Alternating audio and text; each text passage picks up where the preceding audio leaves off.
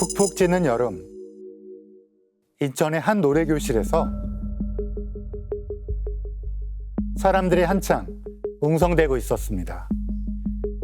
수업에 늘 빠지지 않던 58세 김 씨가 나오지 않았거든요. 한두 번 정도 빠질 수 있지 않나요? 그런데 목요일에도 또 빠진 거예요. 게다가 김 씨는 최근 지인에게 비 올 때 혼자 있으니까 무섭더라. 누가 날 죽일지 몰라. 현관 비밀번호도 바꾼 상태였답니다.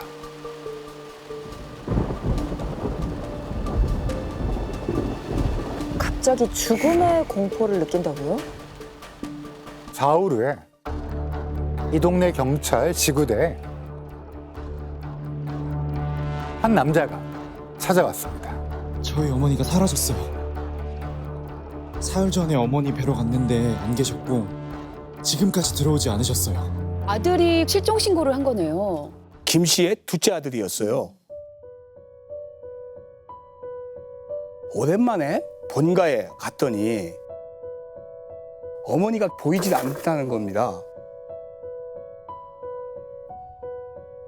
김 씨는 남편과 사별했지만 월세가 매달 250만 원가량 나오는 3층짜리 다세대 주택의 건물주여서 갑자기 사라진 게 이상한 상황이었죠. 첫째 아들은 어머니랑 같이 살고 있었는데요. 32살의 미혼이었고 호주로 유학을 갔다 돌아와서는 한 전자 부품 회사에서 연구원으로 취직해 있었고요. 둘째 아들은 29살로 결혼해서 분가를 해 있는 상황이었습니다. 같이 살고 있는 아들이 첫째 아들이니까 사정을 더 잘 알고 있지 않을까요? 그 큰 아들이 연락을 안 받는 겁니다. 어? 전원이 꺼져 있어. 삐 소리 후 계속 전화기가 꺼져 있었고 엄마가 사라진 다음 날부터 출근도 하지 않았습니다. 뭔가 이상한데요? 둘째 아들은 형한테 엄마 어디 계시냐 물었더니 등산 가셨다 했다. 이틀 동안 집에서 기다렸는데 형이 발로 툭툭 차면서 그냥 빨리 너네 집으로 가라. 그래서 어쩔 수 없이 집으로 돌아왔다. 엄마가 사라졌는데 동생 보고 집으로 가라고 했다. 이해가 안 가는데요? 사라진 어머니 집부터 찾았는데요. 락스 냄새가 코를 찔렀습니다. 가장 강한 곳은 화장실이었는데요. 혹시나 해서 누민을 시약 검사로 혈흔 반응을 살펴보았지만 아무 흔적도 없었습니다.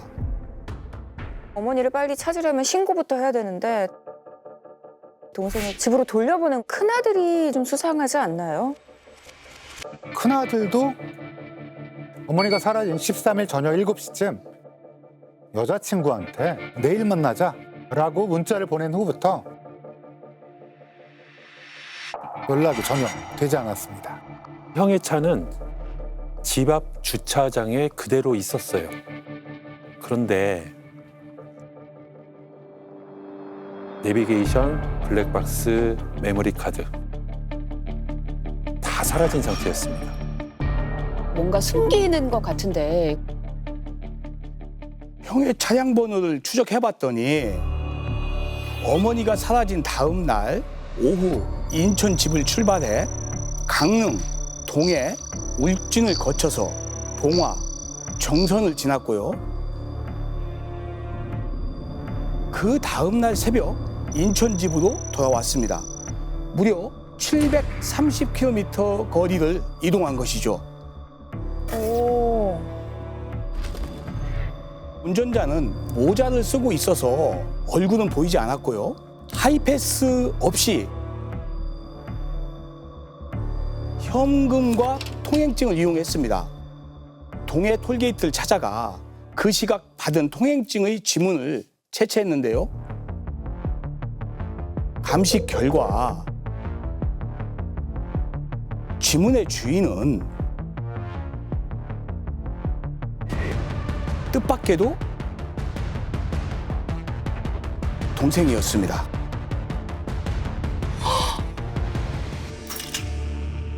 존속 살해 혐의로 긴급 체포했습니다.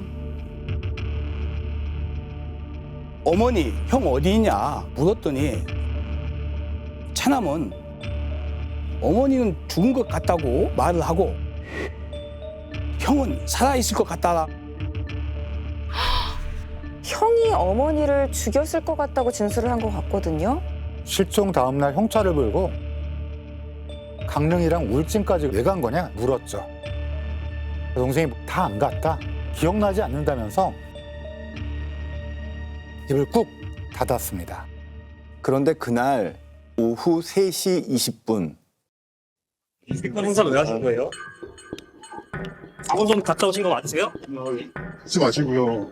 네, 엄마하고 형하고 지금 10일째 안 보이잖아요. 어떤 느낌이세요?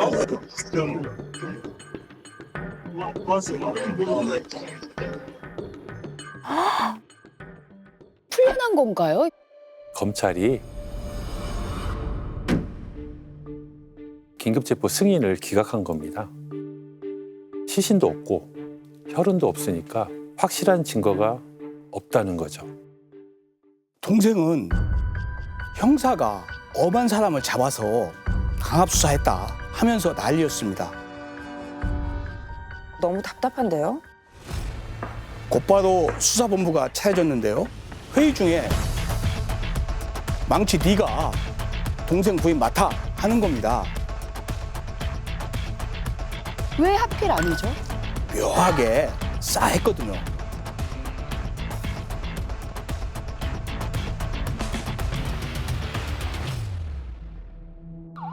후배 형사와 함께 부부의 집을 무작정 찾아갔는데요.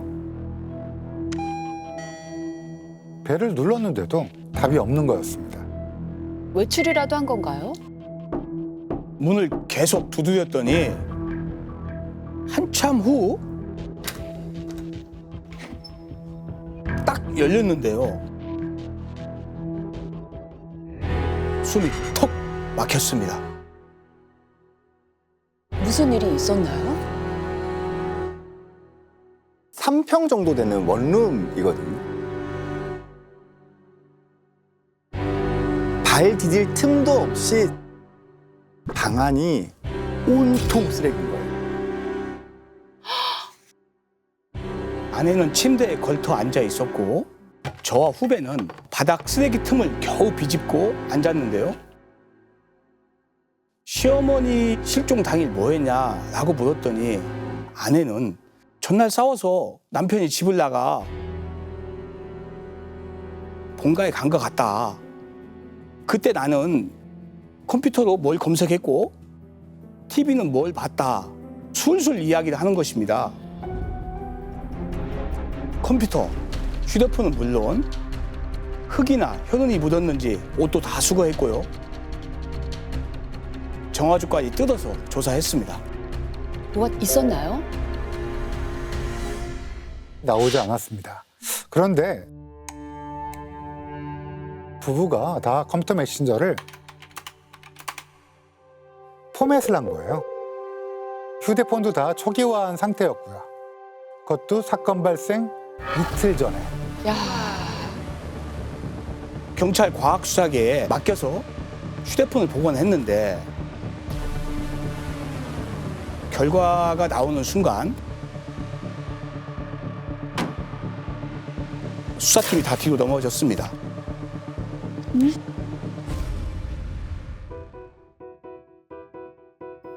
울진에서 사체를 태우면 어떨까? 야, 태우려면 뭐가 필요하지? 우리 캠핑했을 때처럼. 미쳤네. 땅을 파서 밑에 자갈을 깔아야지. 불이 번지면 안 되니까. 톡으로 이런 거 보내면 안 되는데. 너무 태연하게 얘기한다. 스모킹건이 나온 거 아니에요? 부부를 불러서 물었죠. 이게 다 뭐냐? 기억이 안 난다. 둘 다 입을 꾹 닫고 있기 때문에 한마디도 들을 수 없었습니다.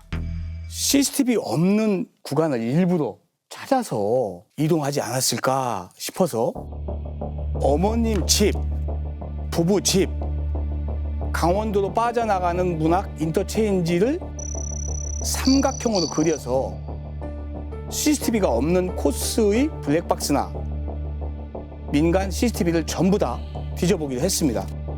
찾으셨어요? 문학 인터체인지에 진입하기 전에 형의 차가 멈춰서는 장면이 보이는 겁니다. 바로 그때 차에 타는 여자가 있었는데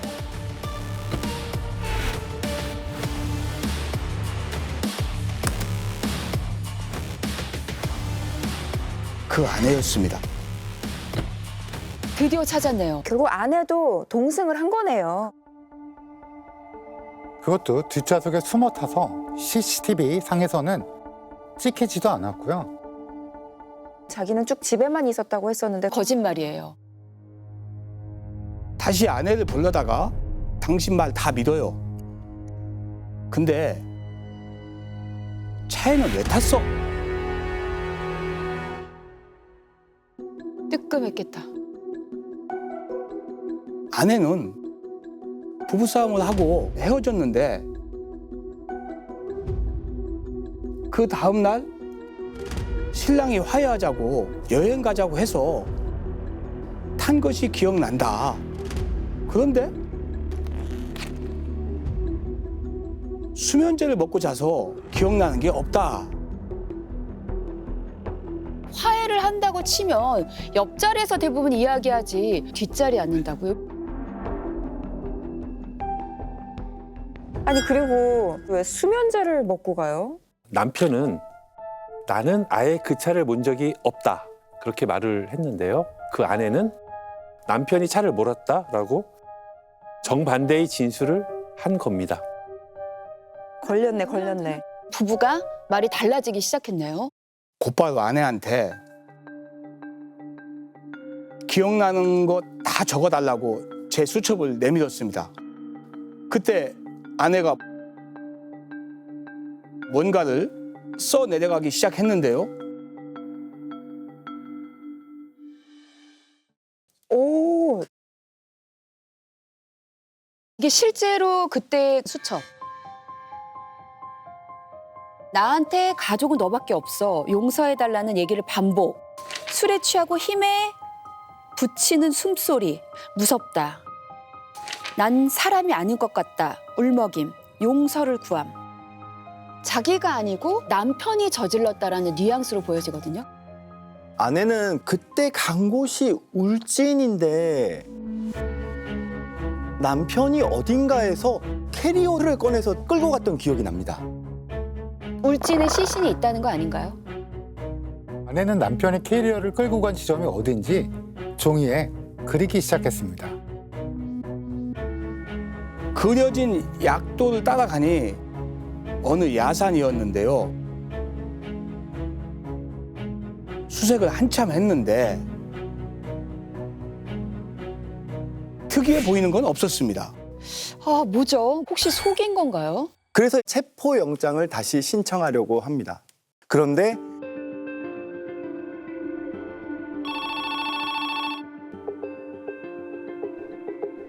검사가 계속 피하는 거예요. 왜요? 부담감 때문에 못 준다면 이 사회적 지탄을 어떻게 받을 거냐.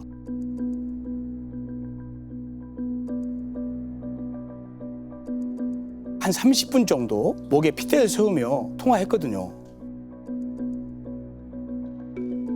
그러다가 마지막에는 검사님이 다 책임지세요 했더니 결국 체포영장, 압수수색 영장 2개를 다 내줬죠. 곧장 부부의 집으로 가서 아내 앞에서 남편을 체포했습니다. 그랬더니 바로 아내가 나도 조사받겠다. 왜 같이 따라 나서요? 자기랑 다른 말을 해서 자기가 곤란해질까 봐. 죄를 자기한테 덮어 씌울까 봐 불안해서 따라간다고 하는 것 같은데요. 그래서 아내도 데려가서 남편과 따로 조사하기 시작했는데요. 아내의 진술을 확보하는 게 중요했거든요. 슬쩍 이렇게 이야기를 했습니다. 사건이 해결돼야 재산이 정리가 될 텐데 아무래도 남편은 빠져나오기가 힘들 것 같네요.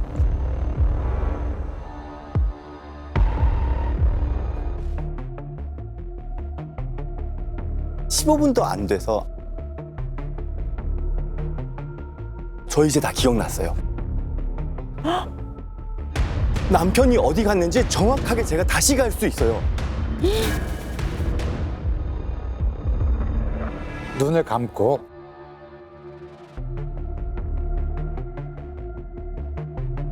민가가 많고 내가가 보여요. 그렇게 얘기하면서 약도를 그리기 시작했습니다. 태백에서 정선으로 가는 길에 옥수수 좌판대가 있는데요. 그 길로 쭉 막다른 데까지 가라는 이야기를 한 거죠. 반신반의했지만 또 속는 셈 치고 갔습니다. 그런데 정말 옥수수 자판대가 있고 쭉 들어가니까 얕은 산이 3개가 있는 겁니다. 아내는 가장 왼쪽 산을 가리켰어요.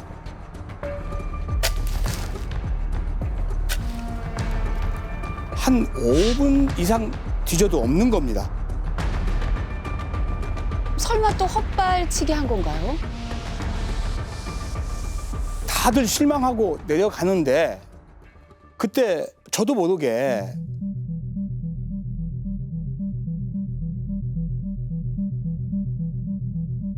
반대쪽 산을 본 겁니다. 그리고 그쪽으로 쭉 걸었습니다. 뭐가 보이던가요? 그냥 홀린 듯이 가본 거죠.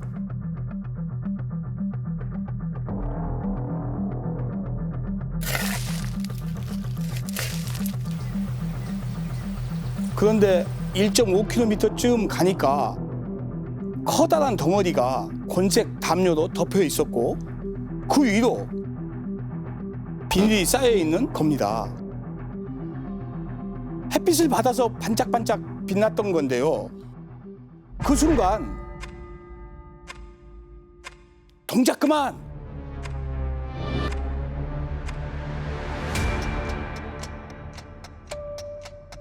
하고 외쳤습니다. 근데 느낌이 너무 쎄하네요. 촉이 오셨구나. 그때 저 멀리 차남의 아내는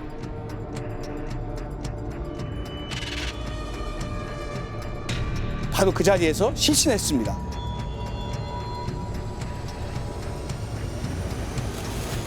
그건 진짜 시신이었습니다.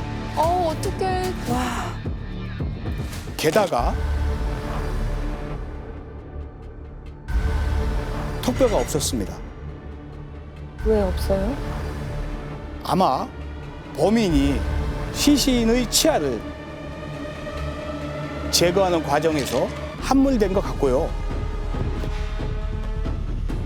손가락 지문도 없었습니다. 정말 미친놈의 새끼다. 이건 후레자식이 이건. 아들이 직접 시신을 훼손했다는 이야기인가요? 아마 범인이 누군지 추정할 수 없게 하려고 뭐 손가락 지문을 훼손하고 턱뼈를 고의적으로 훼손한 게 아닌가 싶습니다. 이게 가능한 일이에요? 다시 유치장에 가서 정지훈 딱 불렀는데요. 차남이 마치 저승사자처럼 벌떡 일어서는 겁니다. 이제 입을 여는 건가요? 다른 형사들을 다 불러다가 바로 출발했습니다. 산속 어느 계곡이었어요. 갑자기 한쪽을 이렇게 가리키면서 여기입니다. 그런데 거기가 캠핑장이었어요. 들락날락거리는 인구가 많은 곳인데 거기다가 형의 시신을 묻었다고요? 형사님도 여긴 텐트 치는 공간인데 라고 했더니 그 차남이 아니 여기 맞습니다 이러면서 성큼성큼 앞서가는 거예요.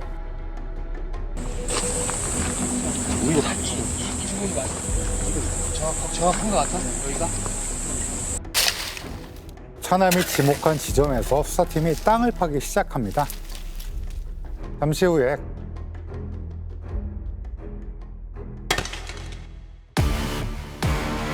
커다란 무더기가 하나둘 나오기 시작했는데요. 특이한 건 다 각각 떨어져 있었고 거기다가 이제 시커멓게 탄 흔적까지 함께 확인됐습니다.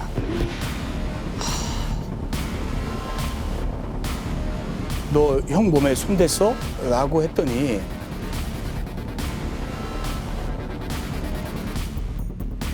운반하기가 힘들어서요.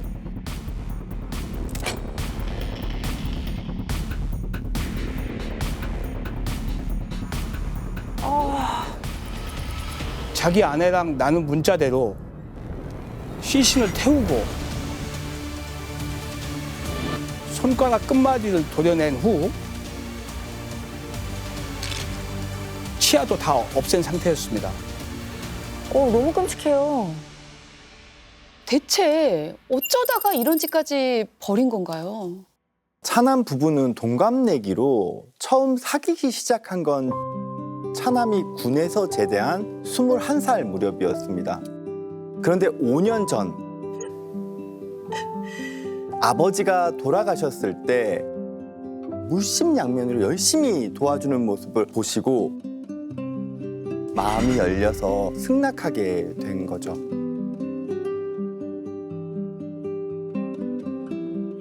그리고 1억 원짜리 빌라도 마련을 해줬었습니다. 결혼을 시켰는데 며느리가 살림은 안 하고 매일 배달 음식을 시켜 먹는 데다가 온갖 사치품, 돈 펑펑 쓰면서 고부 갈등이 심해졌다고 합니다. 그런 며느리를 어떤 시어머니가 좋아하겠어요? 부부는 돈이 필요하니까 급기야 강원랜드를 들락날락거리면서 빚이 점점 늘어나서 1억 원짜리 어머니가 사준 집도 팔게 됐고요. 오히려 빚만 7천만 원 늘어날 정도로 안 좋았습니다.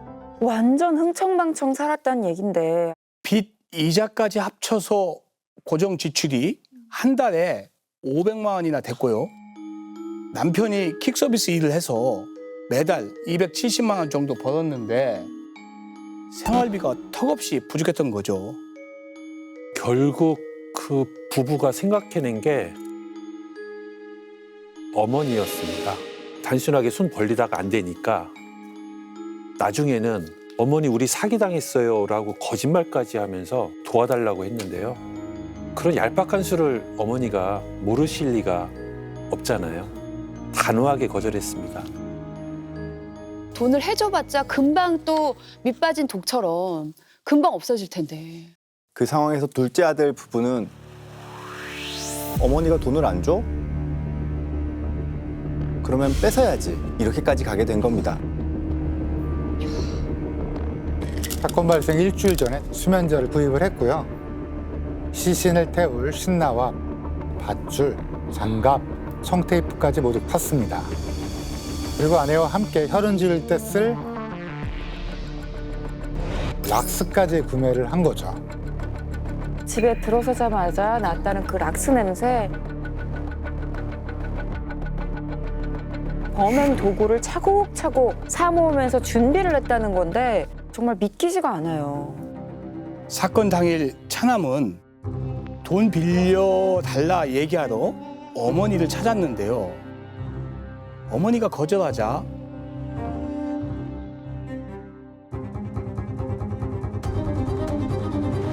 바로 준비한 끈으로 목 졸라 살해했고요. 말도.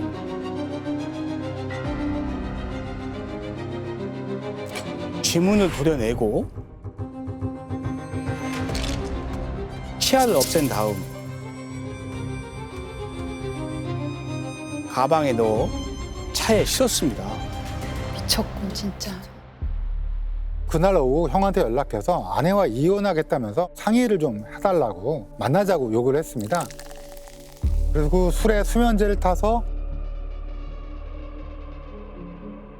형에게 자연스럽게 먹인 다음 살해를 한 거죠. 어떻게 그럴 수가 있지? 인간의 길을 포기한 것 같아요. 어머니의 재산이 형한테도 상속될 수 있으니까요. 형까지 제거해야 했던 거죠. 부부는 울진에서만 유독 5시간 이상 머물렀다고 했잖아요. 형의 시신을 불태우고 안매장하느라 한참 시간이 걸렸던 거죠. 어머니 시신을 처리하러 정선에 올 때 이미 새벽이었고 형의 시신을 처리하느라 진을 다 빤 상태이니까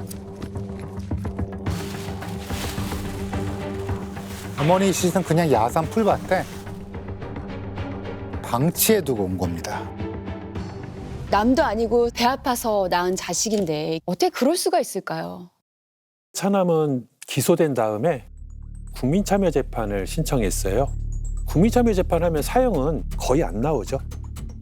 어머니나 형을 그렇게 무참히 살해해놓고 자기는 사형당하기 싫으니까 신청했다는 거잖아요.